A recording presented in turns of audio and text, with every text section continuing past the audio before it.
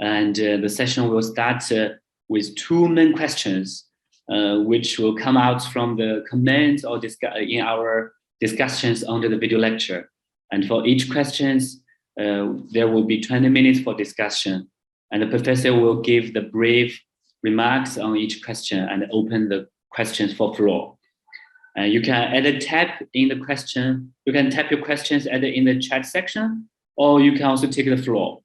And but please try to make sure your questions a little bit more brief. And for the last 10 to 15 minutes, we'll open for other questions as well. I hope that is clear. And now let's have a big welcome to Professor Thorsten Schulte, who give us the video lecture on the relation between the collective bargaining and the minimum wages.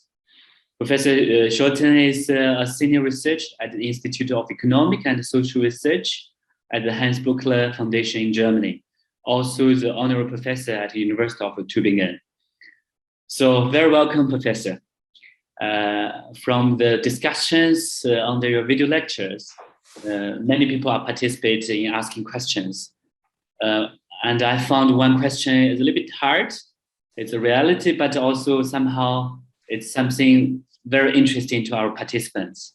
So among the 5 types of the intersections between the minimum wage and the collectively agreed wages, the isolated minimum wage was caused much attention in the discussions because it is quite common in many Asian and African countries. So the question lies, when the minimum wage is isolated largely to low-skilled or informal workers, on the other hand, only the very low level of collectively agreed wages only benefit a small number of the formal workers. The question lies in what can be done to improve this duality. And many people observe this as a duality, as a situation in the wage setting situation to be more inclusive. Yeah, Professor, please. Okay. Yeah. So, hello, good afternoon. First of all, I have to say thank you for the invitation. Thanks for having me here to this workshop. And I was just joking with the organizers that the lecture was so long time ago, I totally forgot what I was saying in this lecture. But of course, I try to remind myself. And yeah, coming to your big question about, the lecture was basically about the relation between minimum wage policy, basically statutory or state-oriented political minimum wage setting, and collective bargaining on the other hand. And you ask me now about a special type, which is probably the most widespread type, especially in the global south, about what we call the isolated minimum wage, which means basically the minimum wage is often the only form of wage regulation where at the same time collective bargaining is either totally absent or it is limited to a small number of workers, mainly in the formal sector, quite often also limited to public sector related institutions and so. Well, and you asked me what to do about that. And of course, that's really a very tough question. I think the question has 2 aspects, of course. One aspect is about the minimum wage and is it set at an adequate level? This is the whole debate about living wage and can you make your needs with this? If you are a full-time worker, can you make your needs with receiving a minimum wage? And we often know that quite often in many countries, minimum wages are de facto poverty wages. So there are no living wages. And of course, the whole idea about having a basic wage floor and a minimum wage also as a kind of social right is, of course, that this minimum wage should enable you at least to meet your needs, so to be a decent and a kind of living wage. And I think that's still the main struggle which is going on everywhere in the world, I would say. So this is the one thing. And on the other hand, of course, especially from a union point of view, it is of course collective bargaining which is the instrument where union can, if they have some power, of course, that's always the first thing what you need. You need unions who have some power, who are able to organize workers and really to bring in this bargaining power at the negotiation table, and then quite often to enforce employers to accept a collective agreement. What we see everywhere, if we have collective agreements, they are, of course, in most cases, they provide for much better wages than just the statutory wage floor. So the question is, what you put, I would put is, the main question is how we could enable workers and trade unions to develop a proper collective bargaining system and to create institutions and to enforce employers to accept collective agreements in order really to make collective bargaining more widespread. And here I think, I mean, of course, there is no general answer to these because it very much depends always on the particular circumstances of the individual countries or region. But say it on a very general level, I think there are two approaches how to rebuild or to strengthen a collective bargaining system. One I have already mentioned is the strengthening, what I might call the strengthening from below. So to organize workers, to develop strong union organization, and really to be able also to go on strike or to take industrial actions in order to enforce employers for collective agreement. But there is also another political dimension. So also politics or governments can do a lot to support the development of collective bargaining systems. First of all, they have to provide a proper legal framework so that it is clear that, for instance, practices like union busting or so are forbidden, or that employers who are really develop bad practices against workers and trade unions, that they really have to pay a fine, and that is forbidden so that the basic ILO standard rights are accepted. But on top of that, I think also, I mean, if we look to European countries for a minute, where you're probably the only region where you have a couple of countries with relatively high bargaining coverage, or in other region in Latin America, take the example of Uruguay, where you also have a quite high bargaining coverage.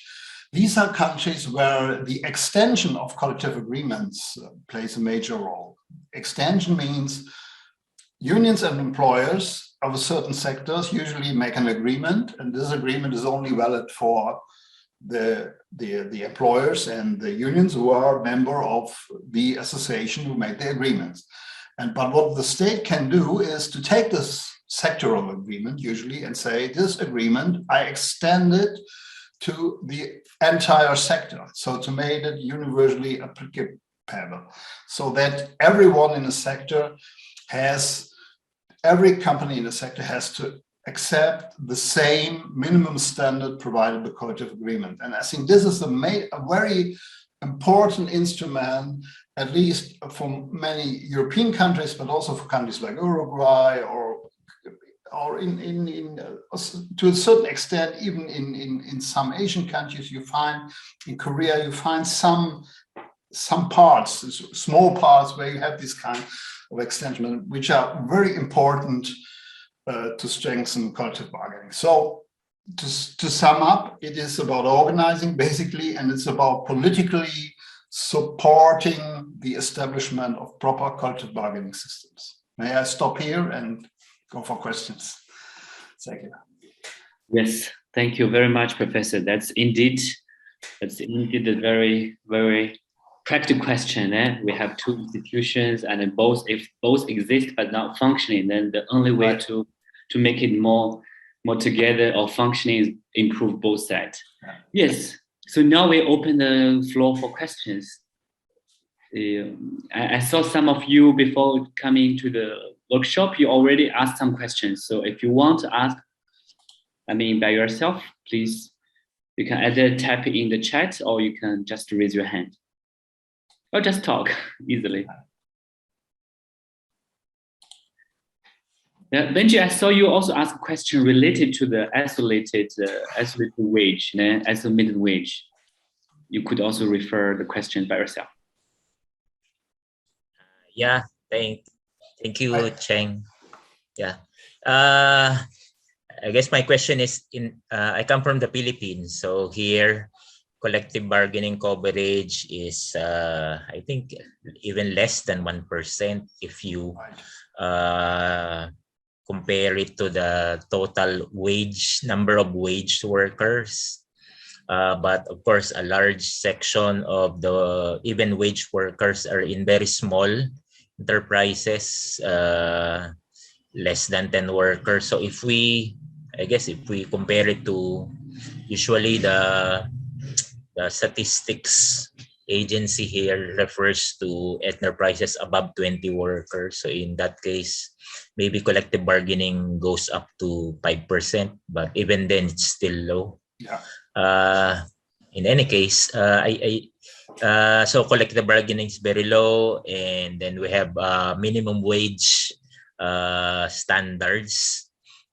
Before it was at a national level, now it's at a regional level, and so that leads to, I guess, 100 minimum wages all across the country, and then even in one particular, we call here region, for example, the most industrialized region, there are different minimum wages for different towns. So yeah, it's hard to enforce, hard to administer. Anyway, it appears to fall under what is called isolated minimum wage. So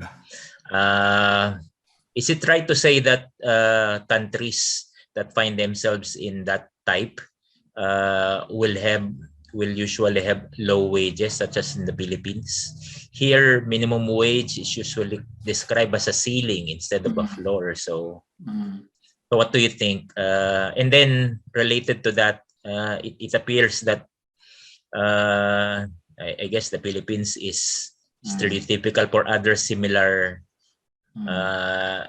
like low to middle income country. So is it fair to say that low wages would be a function too of underdevelopment or lack of industrialization?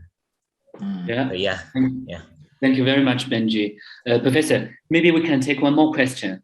Yeah, and then you answer in the meantime. Yeah, then I have time to think about. Yeah, great. So I saw Finbar, Thomas, you also asked a question. Would you like to read the question by yourself? I think that'll be great. Good morning, everyone. Joining in all the way from the Caribbean island of Grenada. My question is that governments are currently, making it difficult for workers in terms of salary increases.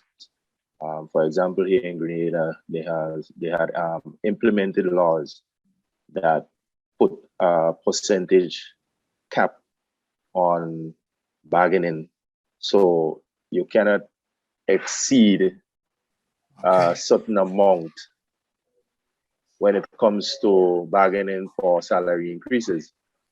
But yet for all, you see government spending monies recklessly, and the cost of living in Grenada is really high. So how do we work around that or try to better the lives of the workers? Because there's a certain amount that we can reach, which is I think is 9%. We cannot cross 9% when it comes towards the wage bill and bargaining.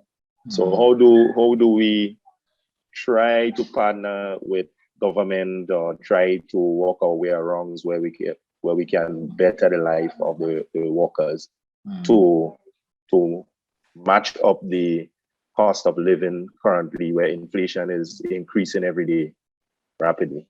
Right. Thank you very much, Fimba. Yes, I think Professor Thorsten, we can maybe just first finish this two, and then we take the next Take another round. round. Yeah, Fine. thanks a lot. So first of all, I have to admit, I'm neither an expert on Philippines nor on Grenada. So you know, of course, your national situation much better than me. So that's for sure. But starting with the remark and the question of the Philippine colleague, Benjamin, I know that Philippines, probably together with Indonesia, in terms of minimum wage setting, are really very special cases. And this specialty is about that you have, I don't know, 100,000 of minimum wages in different region, and then you said even within region in different towns and so on. And of course, I mean, if I look to the international research on this point, I mean, for everyone it's very clear this is not a proper functioning minimum wage system. Point. So I mean, you gave already the arguments. I mean, it's not, you can't enforce it. Probably even, I would assume that most of the workers don't know what exactly their minimum wage is, what their right is. So how would you enforce such a system? I mean, this is really not an efficient system of regulating minimum wages. Even in countries like if I look to your region, countries like India or so, you have regional minimum wages, but you have then the minimum wage within one region, and then it's clear you have one number within a certain region, and not the general rule is, of course, as more simple and as more clear a system of minimum wage setting is, as the better it is, because it is much more easier to enforce it. It is very clear to every worker has to know what his or her minimum wage has to be. Yeah. So otherwise you won't be able to control anything. So and in that sense, I think, I don't know what about the debates in your country, but I think, and we have it in a recent book I made. We have also a case study of Indonesia, where it seemed to be some similarities with this huge number of minimum wages, and the result here from the study is very clear. I mean, in order to get a proper minimum wage system, you need to reform at least to have at least clear minimum wage, at least at regional level, and I would say even, but we maybe come also back to this question of national or sub-national minimum wages, also at a national level, because and then it comes to the question of collective bargaining. I mean, here you also gave a very clear picture of this very small, low bargaining coverage. But I also assume that in your country, I mean, I won't see that, even if and I know that trade unions in the Philippines have a very difficult task to work, and it's even dangerous, I think, sometimes for them to work, and I'm pretty much aware about that.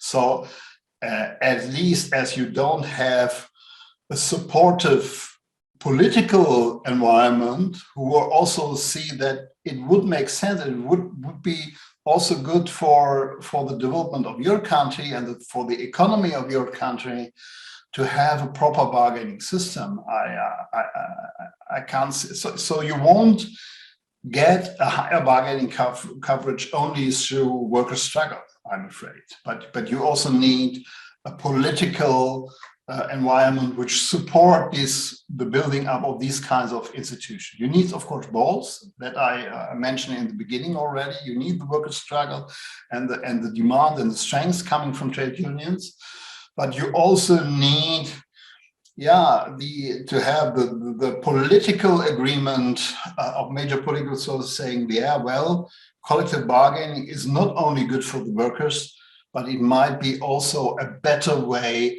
for the economic development. I mean, that is probably the main argument here, that collective bargaining could help you to have more productive working places, to have a more, really to push up your economy to a certain way, and to have also a better way how to organize a competition between companies, because it's then not mainly about wages, but it could be about other things. If the wage rate has to be the same for all competing companies and so on. I think in that direction, I would argue. And maybe a few words to the friend from Granada. Yeah, I mean, what you're saying, I mean, first of all, I did not get it. Would you be aware of what would be a living wage in Granada? So, I mean, probably you are. You know what someone has to earn in order to have at least a certain basic minimum income in order to survive, or to have so. And probably, as I understood you, the current wage levels are very far away from that living wage. So you probably won't get it in one step. But what you can do, of course, you can say, well, this is the living wage rate which is needed by every worker. This is the absolute minimum a worker needs to earn in Granada. And now we see the reality, and probably we can't reach from the reality, we can't go in one step to the living wage, but we need to find a way, and probably a plan how to come in a certain time period to this living wage. I mean, that's the question you can go for, or where, I mean, we see these kind of living wage developments and movements we see all over the world. I mean, that's all over the world still one of the basic struggles that to define a certain minimum which really makes sense and is not just a floor, but which is really a mark. I mean, talk about decent minimum wage or adequate minimum wage, it's a basic human right. I mean, you can look to the Declaration of Human Rights of the International Organization, you can look to all these ILO convention and so on. All these conventions said to get a wage where you could live from and you can make your needs. So to get a living wage, I would read it, is basically a basic social human right. And we have to stand for it. And we know it's not the reality, but I mean, you could probably easily calculate in Granada, what is a living wage for your country? And then that's the orientation you have to go for. Yes, thanks very much. And also for your information, Professor Schutten also have the writing articles in our platform was also explained. There are basically right now there are two approaches to calculate the minimum wage, either by the index or either by the basket of consumption services. Right. So that's somehow as a reference for us to understand what would be a minimum wage. Yeah. As also like Finbar was also emphasized that this is also reality. In many countries, minimum wage has not been changed at all for the past 10 years. So that's again, as Professor already mentioned, there are two ways. Either we have through the mobilization of the workers, and then or we need to have the political showing there. Maybe if I may add just one idea, if you look to the history of minimum wages, which goes back to the late 19th century.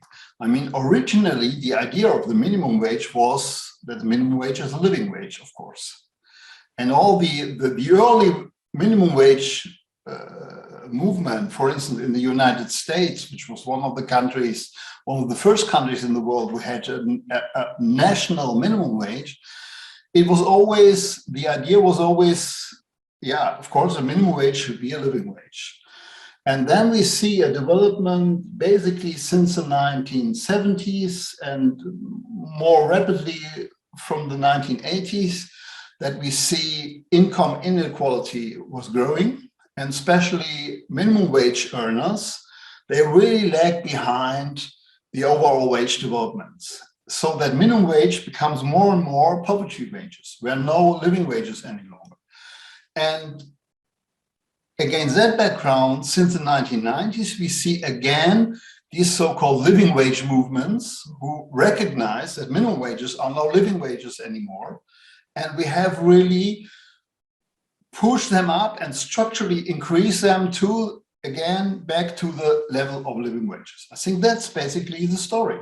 And we are still in this thing, but we see quite recently in many countries, we see some significant jumps in the minimum wage. And maybe later on I can also tell a little bit about my own country, about Germany, where we have, of course, from a different level, but we have a similar debate and a similar development now. Yeah. Thanks so much, Professor. That's really clear, because today many people are confusing by these two terms we are mixed using. Right. So anyway, now that's open for the next round, and then before we go to the next questions. So Kevin, I saw you right there. So please, could raise also by talking.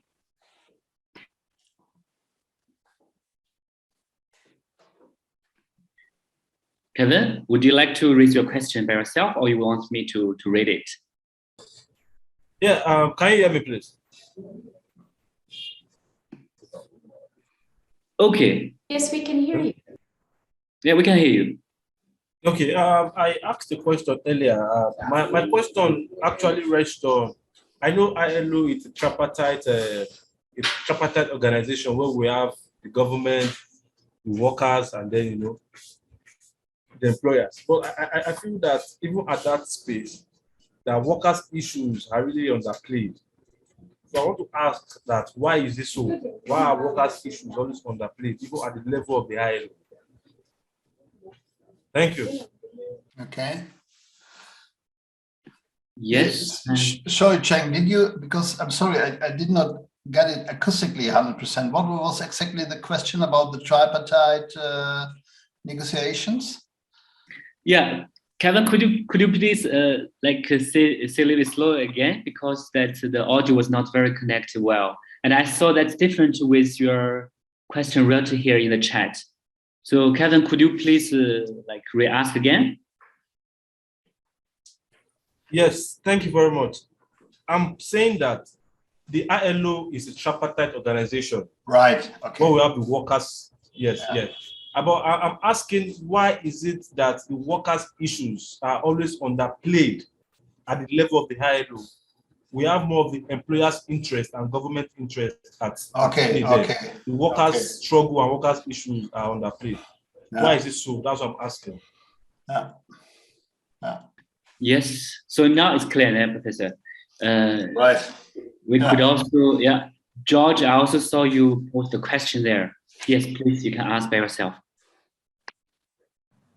Okay, so my concern has to do with where the prof in the clip talk about setting minimum wages as complex as necessary, but as simple as possible. Right. I'm wondering, how can we reconcile this? How can it be put into place? And then also, how do we create a space for our minimum wages to be set in collective bargaining? Because I'm saying this because from Liberia, where I come from, the tripartite system is a framework thing on the paper. Most times, the representation of workers is not equal to, it's not an equal party on the table, and even sometimes they are not even invited when these things are being discussed. So what can we do? How can we get these things into place? Okay, all right. Okay. Yeah, please go ahead, Professor. So first question about the saying about the idea of tripartism, and isn't this, I get it, I understood it, is this not mainly in the interest of the employers and not so much in the interest of the workers? That's what I understood. I hope I got it right. And I would say, yes, it could be the case. There are examples where tripartism is more a kind of, in literature they call it the kinds of symbolic tripartism or so on, which is not really helping the workers. Quite often you also have unions who are, we are in non-public area here now, we can talk quite frankly. Yeah? We sometimes also have union organizations where you really can raise your doubts if they are really representing workers' interests, or if they're just part of these kind of nice tripartite meetings, getting the feeling being important, but with no really impact of improvement in the workers. And if this is a case, of course, I would support very much also the critical view of tripartitism. On the other hand, I mean, if you have, and I think it all depends in the end whether or not you have quite proper union organization which have some organizational power behind them and are really accepted also by governments and by the employers as a relevant partner, which has some autonomous power, because only if you are as a union respected as a relevant and to a certain extent powerful partner, you will be treated serious by the other two parts. That's for sure. I mean, otherwise they won't treat you seriously. So whether or not, I won't say that tripartism is good or bad as such. It really depends on the concrete circumstances, and it really depends on whether or not within this tripartite formation, unions are an autonomous, relevant power. Then they can use it, and then tripartism could be something good also for the workers. If this is not the case, tripartism could run danger of being rather symbolic, but having no impact for the workers. So that I don't know if this answers your question, but that's what I understood, and that was what I was thinking about it. And then about the other question, you ask again, what is the rule? I mean, in an either word or in a moral word, you would say the minimum wage creates a floor for decent living. And above that, all the differentiation regarding your different industries, regarding different qualifications and so on. This is the job for collective bargaining, because if you look what is the concrete professions in a certain industry and so on, I mean, in principle, those who are able to negotiate and to define a wage or salary here at best are, of course, the workers' representatives and the employers. So the ideal model would be to have an adequate minimum wage, which needs to be a living wage in my eye, and above that, the differentiation for the industries and so on. This is the job for the bargaining.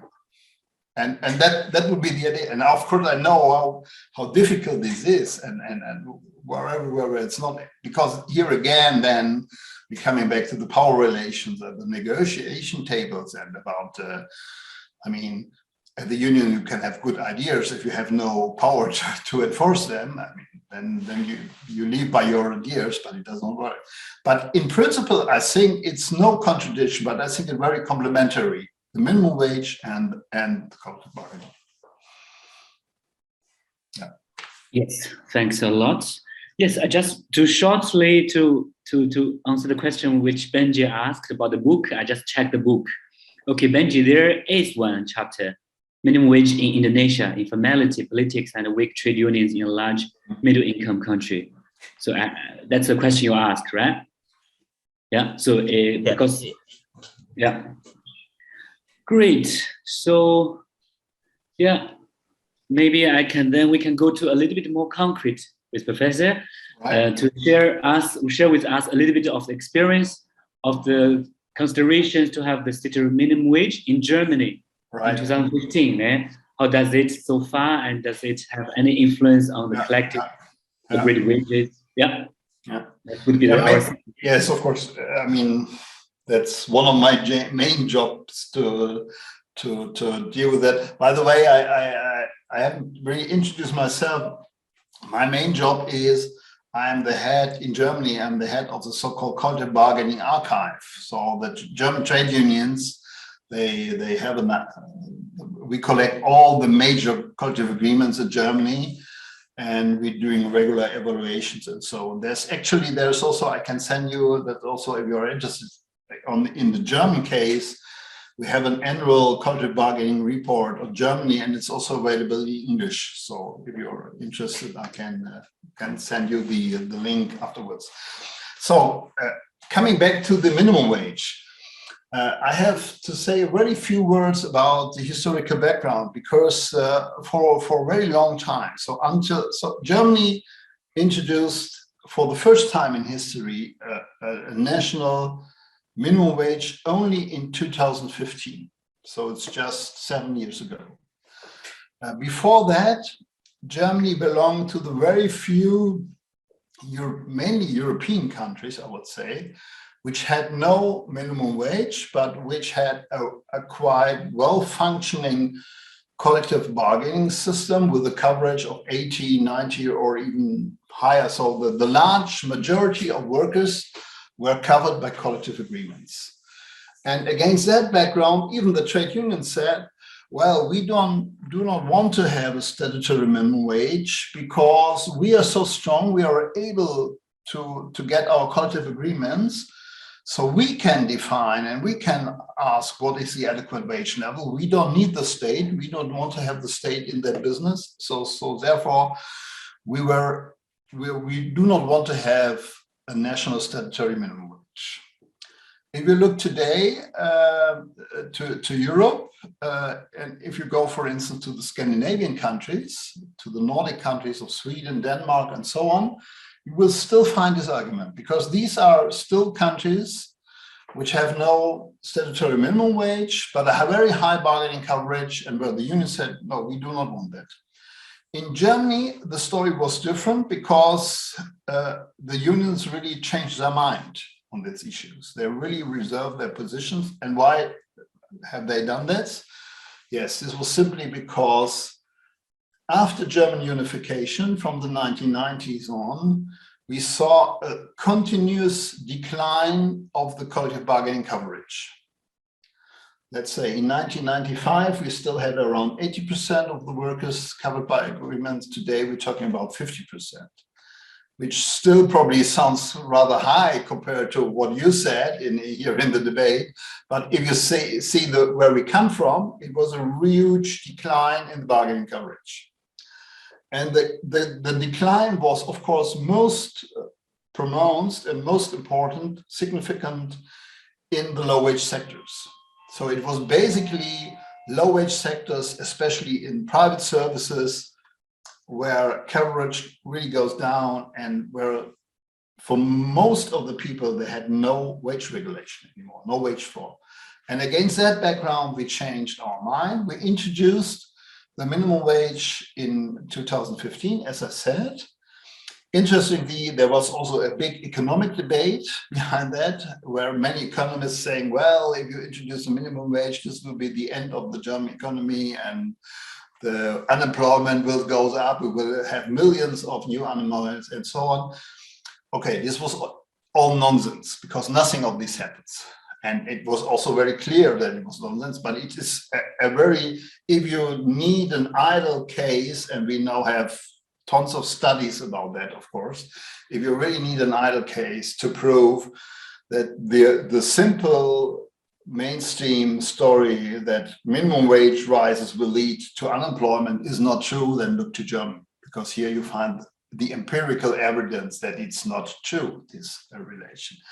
But we have to admit, we got this minimum wage, but the minimum wage was still in the German context a rather low wage. So it was not a living wage. And we even would call it, in the German context, this minimum wage, a poverty wage.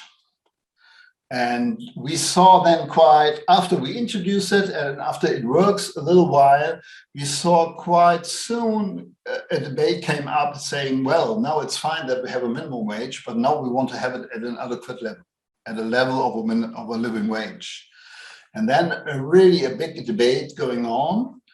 And it ended up with the new government now, which we just has been just elected in autumn last year in Germany, which now will introduce, or they already presented a draft legislation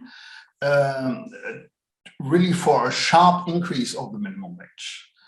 The increase, originally we started, I can only say it in euro terms, I don't know if you can calculate it.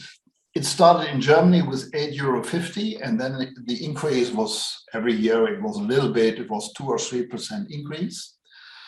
But now we will have a jump from at currently €9.80 to €12, which is more than 20%. So we will have in one step an increase of more than 20%. So, and this is really something. So it will be a structural increase. If you would explain it in terms of the so-called Kites index, so the relation minimum wage to medium wage, we came from around 48 to 50% of the medium wage, the minimum wage of the minimum wage, and with this jump, we will be around 60%. That's so. And this is a very interesting development, and I ended here probably to get your question, but the interesting thing is Germany is not a single case. We see it in many European countries. We saw it, for instance, in Spain, which also in 1 year, in 2019, increased from 1 year to another the minimum wage by more than 20%, so a sharp increase. And we see in many countries in Europe a kind of movement saying, our minimum wages are too low and we want to have higher minimum wage. And this development has even been summarized quite recently that in 2020, the European Commission, the EU level, has presented a draft directive on so-called adequate minimum wages, which follows the same idea, which saw the idea that every country should bring its minimum wage to what they call an adequate level. And adequate basically means to be at a living wage level. May I stop at that point to look for your questions? Yes, that is very inspiring, and we hope by October we will have October, exactly. Yeah, you know. Yeah. And that would make Germany would be a few countries in Europe would reach into the 60% of the median wage. Yeah, exactly. Yeah. Yes. So now we are open for questions. I think this is something we can learn a lot from the case which Professor Schoten gave us. Yes, please, Ingrid. Thanks very much, Thorsten, for this. So what is expected to be the impact of the minimum wage rise on the overall wage structure? Okay, yeah. And what do you expect the interaction with collective bargaining on that? So if you can elaborate a bit on that, thank you. Right, yeah. Any more questions? Yes. Sibit, please. Yes. Good afternoon, everyone. How are you? Yeah. Yes, please. You can go ahead with your question. Yes, I've got a lot of some problems here, load shedding, so that is why I switched off my video just to be in this session. Network is up and down, up and down, up and down. It's not stable. Yes, my question is from the previous speaker from Germany. I just want to ask, when they make a minimum wage, how the economical policies affect their negotiations? Are they consider the economical policies, or and then how they did become with that strategy? Because I'm in South Africa, as we speak, we do have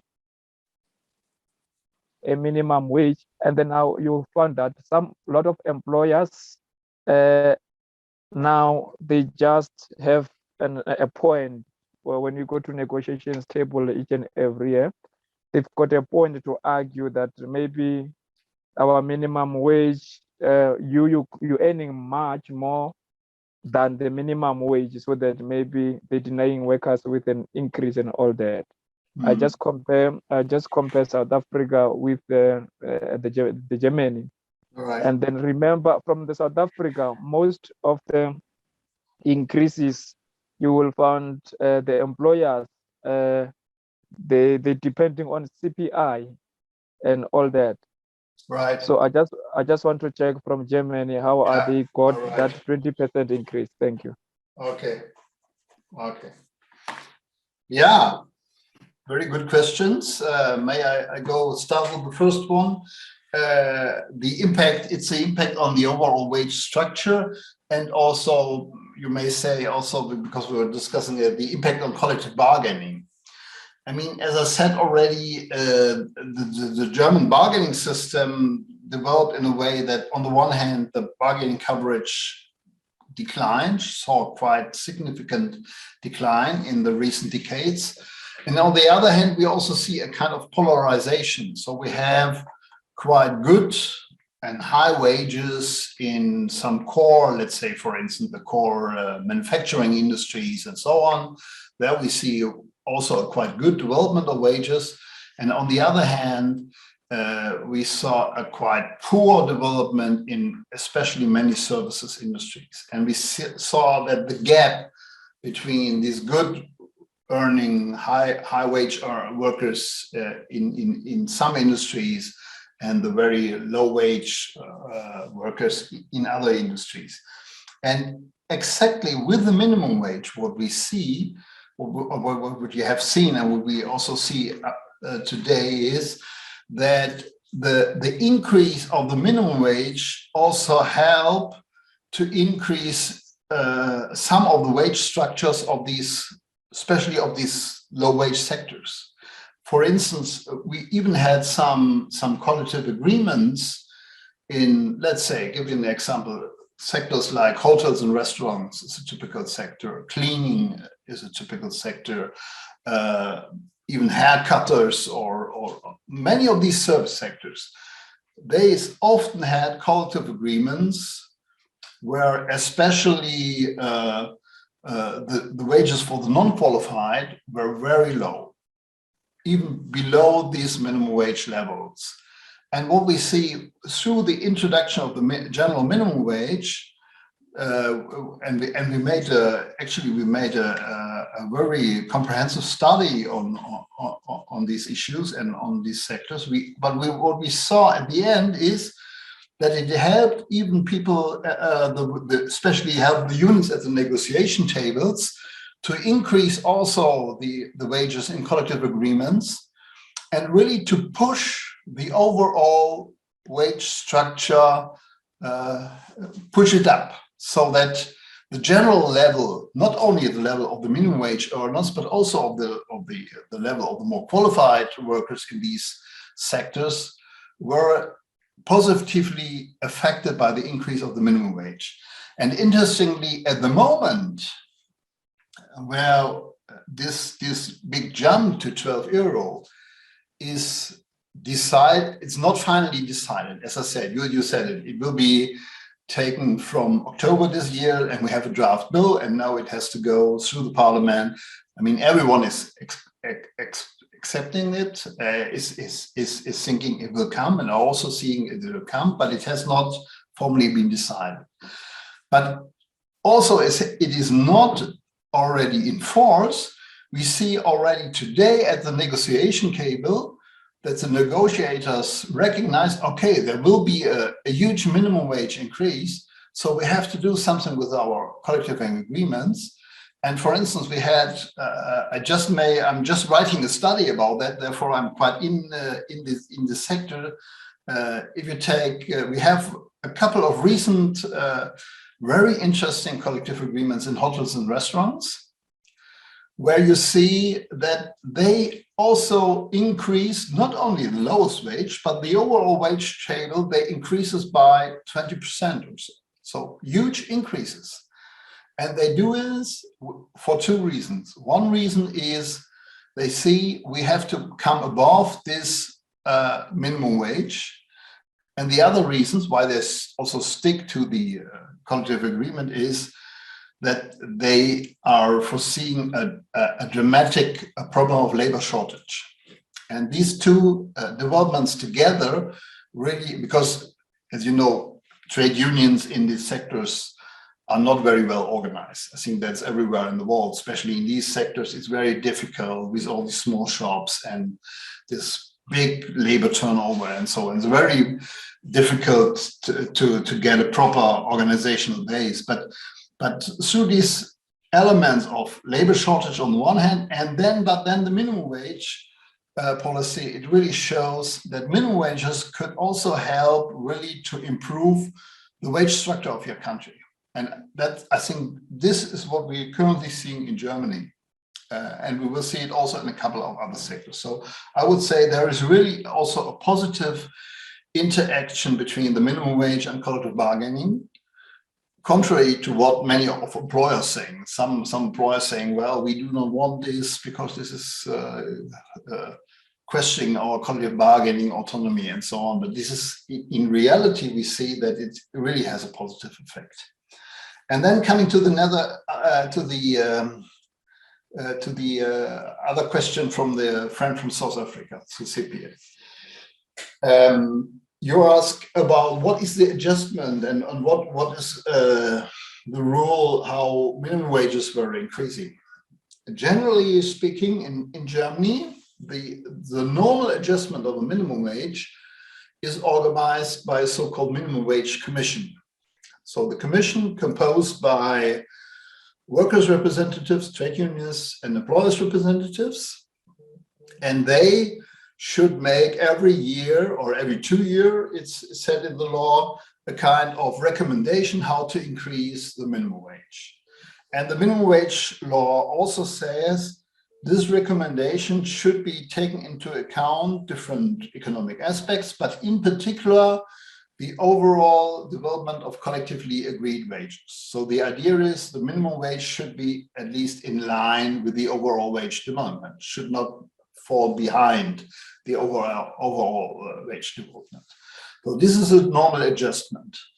With the increase, of course, this system is not working, because I mean, if you want, what we are now seeing is, of course, a sharp jump of the minimum wage, which will be much above the development of the average wage development. And here it was pretty clear that you can't do it through this commission, because this commission, composed by employers and workers, they always need to find a compromise, and so they won't find a compromise about a significant jump of the minimum wages. The unions were very much in favor. The employers were very much against it. They are still against this increase. So it was very clear you need a political support in that sense to get this special structural increase of the minimum wage. The idea is also that after this increase, we should come back to this normal adjustment system, where then from a higher level on, minimum wage should basically follow or should be in line of overall wage development. That's the idea. So to keep also this relation between minimum wage and median wage at a relatively stable ground. That's the idea how to do it. And I think basically I would say it's a good system when your level of minimum wage which you have reached is an adequate level. If it's not an adequate level, you need extra adjustment mechanisms through politics to push it up. That I think is a German experience. Yes, that's great. That's great. What a fruitful discussion today we have. I mean, given the time constraint, I think also I didn't see any questions, so maybe we could close the session today. Just to be reminded, we just uploaded and updated the article from Professor Schulte under his video lecture. So if you want to read the very updated version on the WIS minimum wage report 2022 towards a new minimum wage policy in Germany and Europe, please go ahead in the additional reading materials under the video lecture. And also like to be reminded, this Friday, we're going to talk specifically on the like policy considerations when designing minimum wage, as well as guidance on minimum wage. As today, we already talked a little bit with Professor Shorten. So again, thank you very much, Professor, for being here and give us such a fruitful discussion. And thank everyone for today's lovely conversations.